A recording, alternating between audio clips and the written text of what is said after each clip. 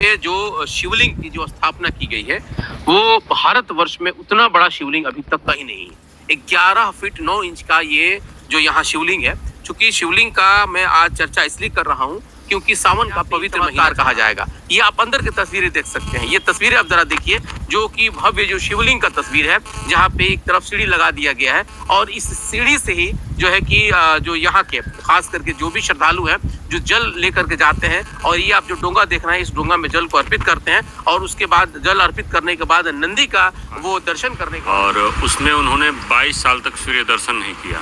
22 साल तक सूर्य की रोशनी शरीर पे नहीं लगी उनकी, और 12 वर्ष तक मौन रहे। फिर 12 वर्ष तक दूब के रस पर रहे। 12 वर्ष तक एक नाक से सांस लिए, दूसरे नाक से 12 वर्ष तक इस तरह का उनका तपस्या रहा। प्रखंड के चक्री गांव में हम लोग हैं, जहां पे आप देख सकते हैं कि यहाँ पे जो एक बहुत ही भव्य जो मंदिर है, जो श्री रामेश्वर महादेव मंदिर, क्योंकि यहाँ पे मौनिया बाबा का जो ये स्थान है जहाँ पे उन्होंने समाधि लिया है, ये देखा जाए तो अपने आप में एक बड़ा इसका महत्व है।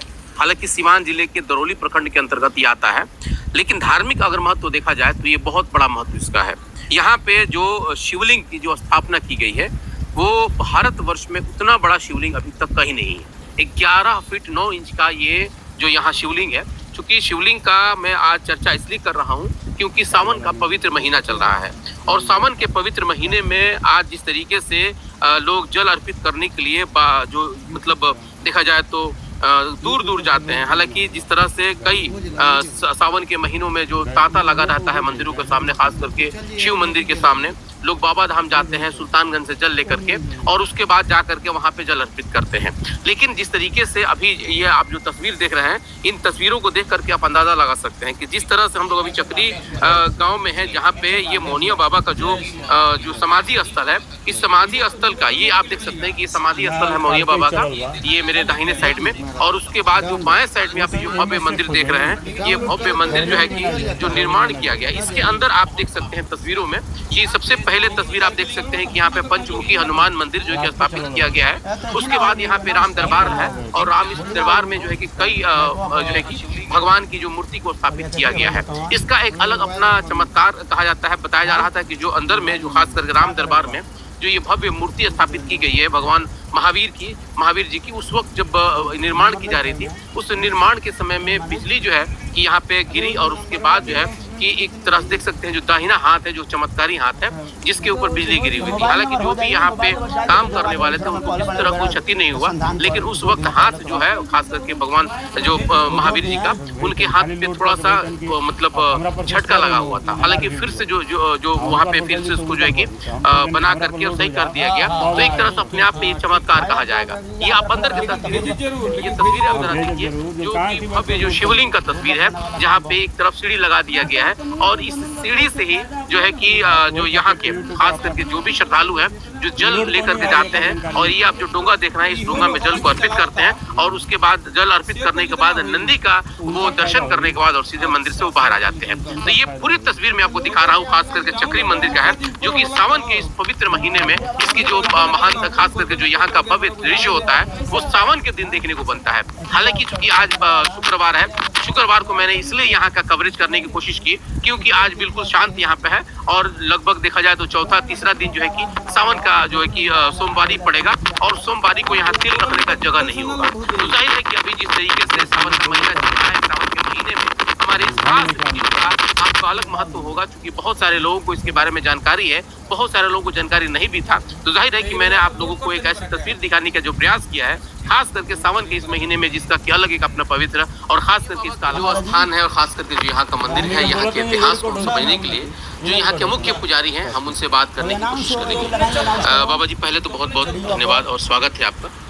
आप सबका भी बहुत बहुत स्वागत है, धन्यवाद है आप सबका। पहले तो हम यहाँ के जो खास करके जो शिवलिंग का इतिहास है, या बाबा मौनिया बाबा का जो इतिहास है, हम इसको समझना चाहेंगे, मेरे दर्शक भी इसको जानना चाहेंगे। गुरुदेव भगवान का इतिहास ये है कि इन्होंने यहाँ ही तपस्या किया है, गुफा बनवा कर, अंडरग्राउंड जमीन के अंदर गुफा है, और उसमें उन्होंने 22 साल तक सूर्य दर्शन नहीं किया। 22 साल तक सूर्य की रोशनी शरीर पे नहीं लगी उनकी, और 12 वर्ष तक मौन रहे। फिर 12 वर्ष तक दूब के रस पर रहे।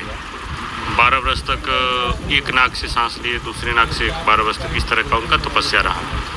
आजीवन फलाहारी रहे, बाल ब्रह्मचारी रहे और जो कुछ भी तपस्या किया इन्होंने यहीं पर किया। तो उन्हीं की स्थान है, उन्हीं की तपोभूमि है, जिसकी वजह से आज गुरु जी कहते थे कि एक कोठरी में भगवान का भजन किया जाए तो वहीं सब कुछ प्राप्त हो जाता है। तो उन्होंने ये प्राप्त कर कर के दिखाया। और ये जो अभी मंदिर का जो भव्य मंदिर का निर्माण हुआ, ये मंदिर कब निर्माण हुआ? मंदिर का भी जो महादेव जी का रामेश्वर महादेव शिवलिंग में जो स्थापित है, गुरु जी को समाधि के समय में दर्शन दिया, तो उन्होंने उनका स्थापना 2002 में कराया। फिर उसके बाद माँ ब्रह्मा का जो 118 भुजा में है, जो पूरे भारत में ऐसी दूसरी विग्रह नहीं है कहीं भी, पूरे विश्व में कहा जाए तो कोई मिथ्या नहीं। तो उनका स्थापना 2008 में हुआ और फिर और सब तमाम विग्रह जो हैं रामेश्वर महादेव के बाद माँ ब्रह्मा, फिर पंचमुखी हनुमान जी, फिर राम दरबार श्री राधा कृष्ण, लक्ष्मी नारायण, श्री नरसिंह भगवान, इन सबका स्थापना फिर बाद में हुआ। जो शिवलिंग के बारे में कहा जाता है कि ये एशिया यानी कि भारतवर्ष में अगर देखा जाए तो भारतवर्ष का सबसे बड़ा शिवलिंग है, तो ये जरा इसके बारे में हम समझना चाहिए। जी, जो गुरु जी को उन्होंने दर्शन दिया तो उसी समय उन्होंने 11 फीट 11 इंच का विग्रह तैयार कराया। इसमें 11 रुद्रों का समावेश है, 11 रुद्रों को स्थापित किया गया है। इसमें जल जो है कि अर्पित करने के लिए बड़ा बढ़िया व्यवस्था किया गया है। तो ये सब कैसे आइडिया है? जी, जैसे विशाल शिवलिंग है तो उसी हिसाब से उनका व्यवस्था भी होना चाहिए। बड़े बड़े कलशों से जल चढ़ाया जाता है, भक्त लोग अपना आते हैं और मनवांछित फल प्राप्त करते हैं, दर्शन करते हैं और फल प्राप्त करते हैं। तो चढ़ाने के लिए सीढ़ी बनाया गया है, सीढ़ी के ऊपर से जाकर के अर्घा लगा दिया गया है।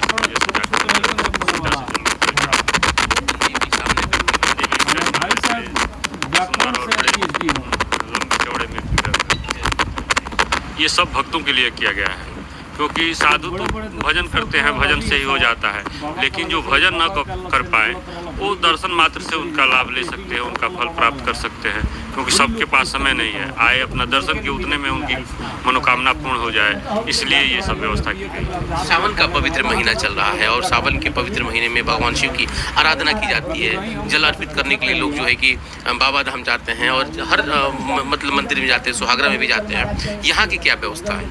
यहाँ की व्यवस्था है कि जैसे मान लीजिए कि दूर दूर दर्शन करने बाबा धाम, महेंद्र नाथ जी, डिगेश्वर नाथ, बाबा हंसनाथ जो नहीं जा पाए या जो सबका दर्शन एक ही जगह, तो यहाँ आकर के जल चढ़ा ले तो सब जगह का दर्शन का फल प्राप्त हो जाता है। मेरे जो दर्शक देख रहे हैं, चूँकि आप यहाँ के मुख्य पुजारी हैं, तो आप सीमांत के दर्शकों के लिए, बिहार के दर्शकों के लिए क्या कुछ कहेंगे और एक आशीर्वाद स्वरूप क्या कुछ देंगे?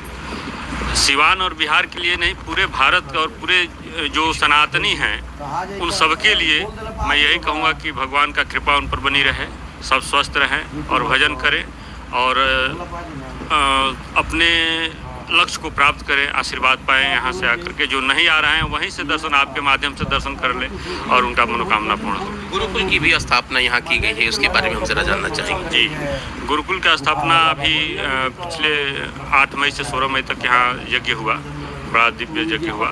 तो उसमें कामतगिरी पीठाधीश्वर जगत गुरु राम स्वरूपाचार्य जी महाराज आए थे, तो उनके मुखारबिंद से इसका स्थापना का घोषणा हुआ है और अभी पहला सत्र है, चल रहा है, अभी उसका एडमिशन भी शुरू हो गया है और निःशुल्क व्यवस्था हुआ है यहाँ पर कि कोई शुल्क नहीं लगेगा और गुरुकुल में रह करके जो पढ़ना चाहें पढ़ सकते हैं। उसमें हर तरह की शिक्षा दी जाएगी, आज की आधुनिक और प्राचीनतम जो भी व्यवस्था है वो सब दी जाएगी। खेल कूद से लेकर के संगीत, वेद वेदांग, इतिहास पुराण सब पढ़ाया जाएगा उनको। और मतलब एक अद्वितीय सेवा है यहाँ, घोड़सवारी का भी व्यवस्था किया जाएगा, तीरंदाजी का भी, सब कुछ का व्यवस्था की जाएगी। अच्छा बाबा जी, यहाँ सरकार से कोई आप लोगों को मदद मिली है या नहीं? नहीं, अभी सरकार से कोई यहाँ कोई सरकार का कोई सेवा नहीं, और नहीं सरकार से हमने मांगा भी नहीं मदद, तो इसलिए उनको भी दोषी नहीं कहा जाएगा। चलता कैसे? जी, सब ठाकुर जी की कृपा से आकाश वृत्तीय स्थान है, यहाँ पर कोई मंदिर के सिवाय और कहीं कोई ज़मीन नहीं है। जो कुछ ठाकुर जी चलाते हैं उनकी कृपा से चल जाता है जी। तो बिल्कुल आपने सुना, हालांकि हम मंदिर के जो आपके जो पूरी तस्वीरें हैं मैंने आपको दिखाने का प्रयास किया, जो यहाँ का खास करके धार्मिक महत्व है मैं उसे भी दिखाने का प्रयास किया। बाकी के लिए मैं आपको बता दूं तो अगर आप यहाँ आकर के आना चाहते हैं, दर्शन करना चाहते हैं, तो इन सारी चीज़ों को भी मैं आपको दिखाऊंगा, क्योंकि बहुत ही पवित्र स्थान है और ख़ास करके सिवान के लिए, सिवान ही नहीं बल्कि जो भी मेरे दर्शक देख रहे हैं उन लोगों के लिए भी बहुत ही महत्वपूर्ण है। खास करके सावन का महीना चल रहा है, पवित्र महीना है जी। मोबाइल नंबर है यहाँ का, जो चाहे हमसे संपर्क करना। वो गुरुकुल का जरा मोबाइल जी, मौनी बाबा, श्री मौनी बाबा आर्स गुरुकुल के नाम से गुरुकुल खुला हुआ है ये, और इसमें नंबर है, हमारा नंबर है जो हमसे चाहे संपर्क करने के लिए, तो 97 71 12 15 27, 97 71 12 15 27 ये हमारा नंबर है। डायरेक्ट हमसे बात हो सकती है। तो इसमें मैंने जो नामांकन से जुड़ा हुआ कोई भी मतलब हाँ, जो भी जानकारी लेनी है वो आप ले सकते हैं। अगर आप खास करके यहाँ आना चाहते हैं, जो खास करके ये श्री रामेश्वर महादेव मंदिर जो है कि ये यहाँ अगर दर्शन करने के लिए आप आना चाहते हैं और सिवान से आप आ रहे हैं, तो सिवान से आने के बाद यानी कि मैरवा रोड, जो आपको मैरवा रोड के बाद जो दरौली और गुठनी जो पड़ता है, गुठनी चौराहा से आपको पूरब साइड में जो रास्ता आता है, ठीक गुठनी चौराहा से लगभग 4 किलोमीटर 5 किलोमीटर के दायरे यानी कि पूरब साइड में आपको चक्री गांव आता है। और वहां पे आने के बाद किसी से भी अगर आप पूछेंगे कि मोनिया बाबा हमको स्थान जाना है, तो आपको आसानी से यहाँ पे मिल जाएगा। तो बिल्कुल ये तस्वीरें आप देख रहे हैं काफी महत्वपूर्ण तस्वीरें हैं, खास करके सावन के इस पवित्र महीने में। फिलहाल आपको ये वीडियो कैसा लगा कमेंट बॉक्स में जरूर बताइएगा, और खास करके जिस तरीके से यस 24 न्यूज की हर उस खबर है, उन खबरों पर अपनी नजर को बनाए रखिएगा। बहुत बहुत धन्यवाद।